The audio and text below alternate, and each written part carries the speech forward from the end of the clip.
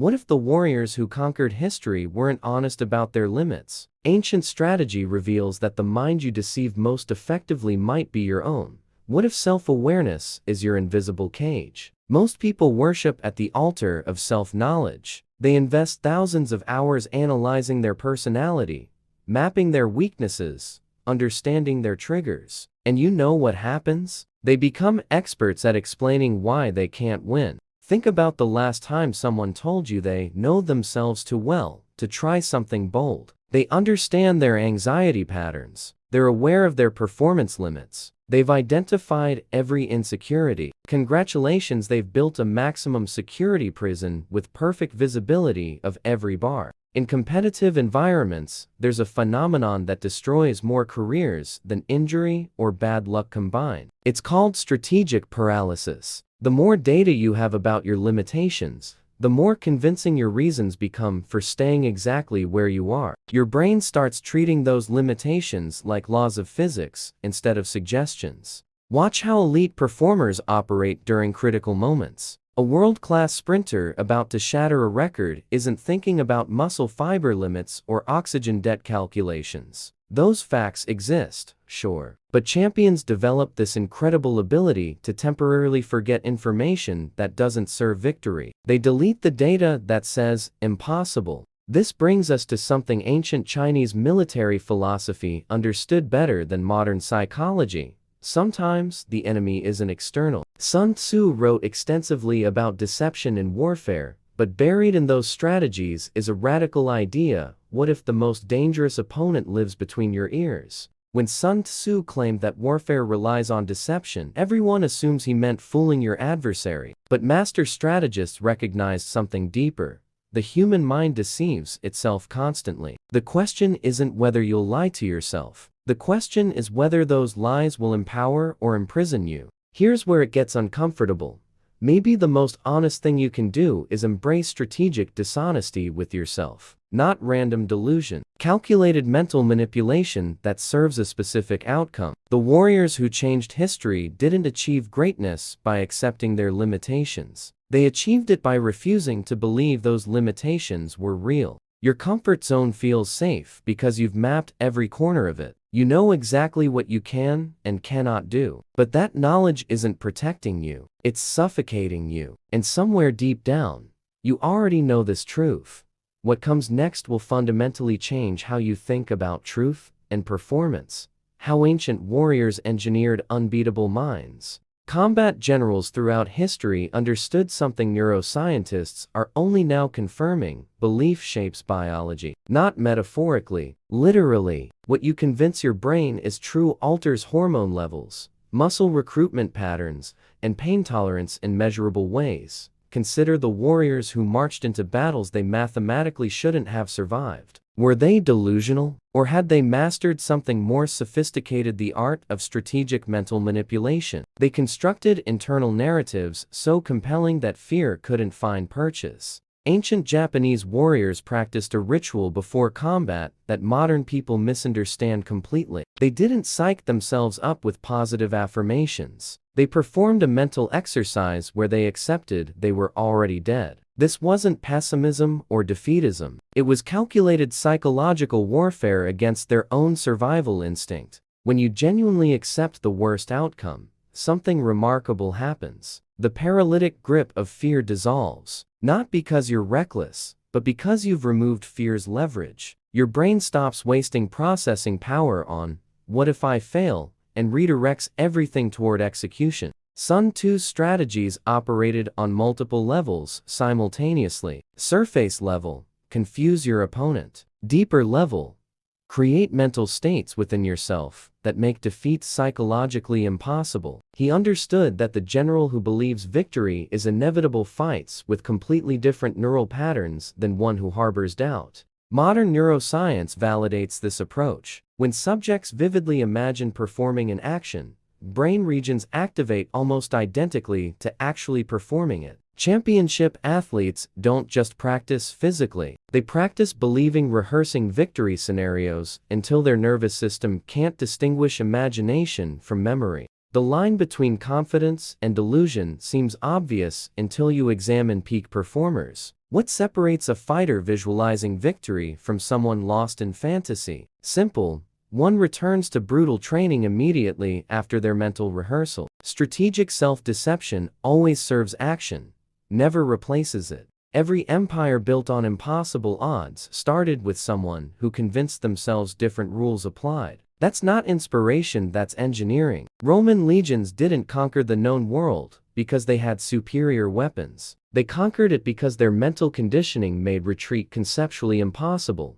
The gladiators who survived the arena weren't necessarily the strongest. They were the ones who entered convinced they'd already won. Their bodies performed at levels their conscious minds would never permit if doubt had any space to operate. The real question is whether you're ready to become your own architect.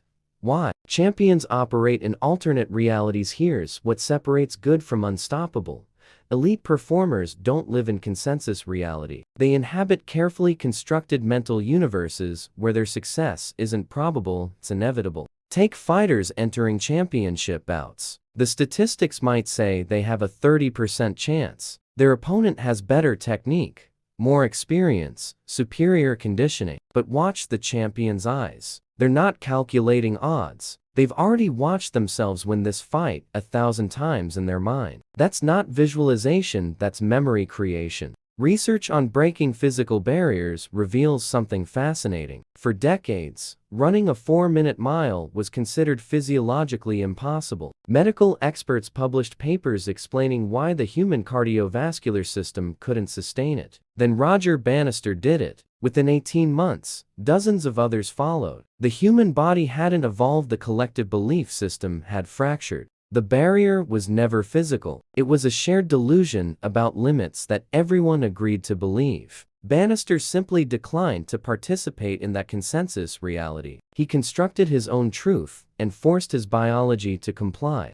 This is where modern performance psychology finally caught up with ancient wisdom. Your nervous system responds to perceived reality, not objective reality. When you rehearse success with sufficient emotional intensity and sensory detail, your brain begins treating that future as though it already happened. Anxiety decreases. Execution improves. Because you're not facing the unknown, you're repeating something familiar. Strategic narrative construction works like this. Identify beliefs that limit you. Don't analyze them. Don't understand their origin. Just replace them with lies that serve your objective. I always choke under pressure becomes, pressure reveals my true capability.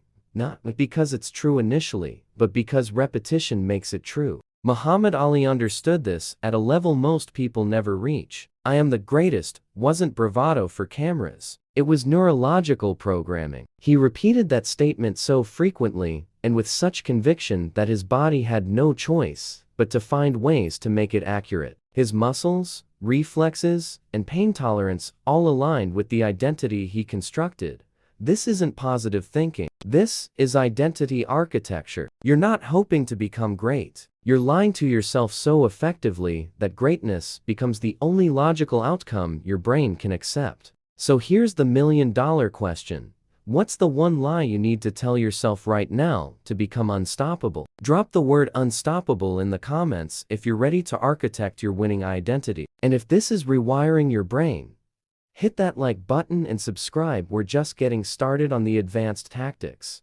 How elite minds weaponize internal dialogue. Now we enter the practical territory where most people fail. Because understanding strategic self-deception intellectually is worthless. Implementation is where champions separate from spectators. Your internal dialogue runs constantly, mostly beneath conscious awareness. It's a background narrator commenting on everything you attempt. For most people, that narrator is a hostile witness testifying against their potential. You're not ready. People like you don't achieve that.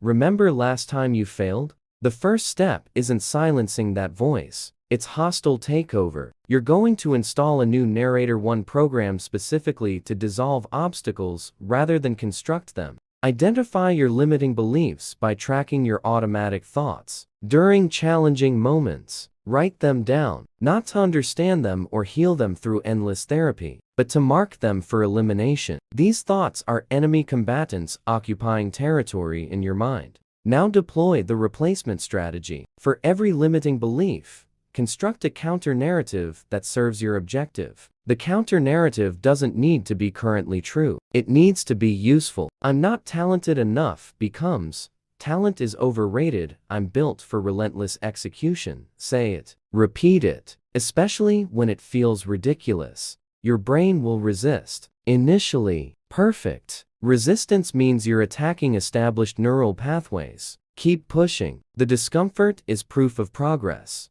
Advanced visualization separates amateurs from professionals. You're not imagining success vaguely while feeling nice. You're constructing hyper-realistic mental simulations. Close your eyes. Build the scene with forensic detail. What do you see? What sounds surround you? What does victory taste like in that moment? What's your heart rate? Your breathing pattern? Run this simulation daily, multiple times. Your nervous system doesn't fully distinguish between vivid imagination and actual experience. When you rehearse success with sufficient sensory richness, you're literally training your body's responses. The performance becomes familiar before it happens in reality. The internal cheerleader you're building isn't mindlessly positive. It's strategically aggressive against doubt. When uncertainty whispers, "What if you fail?" your new narrator immediately counters, "What if I don't? What if this is exactly the moment everything changes?" This dialogue shift isn't cosmetic. It's rewiring neural architecture. Every thought reinforces or weakens specific pathways. You're choosing which paths get reinforced.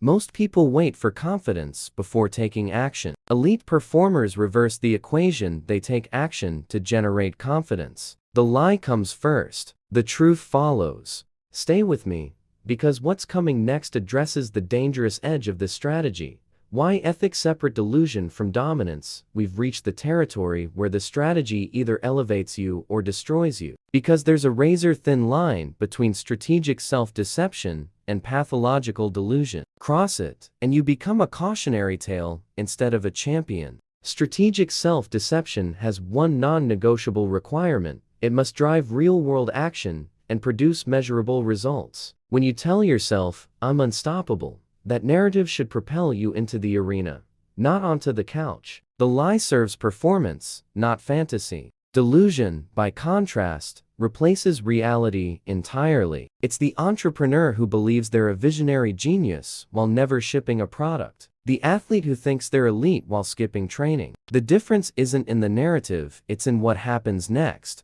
Sun Tzu never encouraged generals to believe in victory without corresponding strategy. The mental narrative was fuel. Strategy was the engine. Both required. Your powerful internal story must marry with disciplined external action. You lie to yourself about your limits, but you remain brutally honest about tactics and feedback. Examine the difference between entrepreneurs who crashed believing their own hype versus those who built empires. Winners used self-deception to eliminate fear and doubt, but they maintained ruthless objectivity about market data, customer feedback, and financial metrics. They deceived themselves about what was possible, not about what was working. This distinction becomes your ethical guardrail. Ask constantly, this belief driving me toward action or away from reality? If your narrative makes you more willing to face hard truths and adapt strategies, it's strategic. If it makes you defensive, isolated,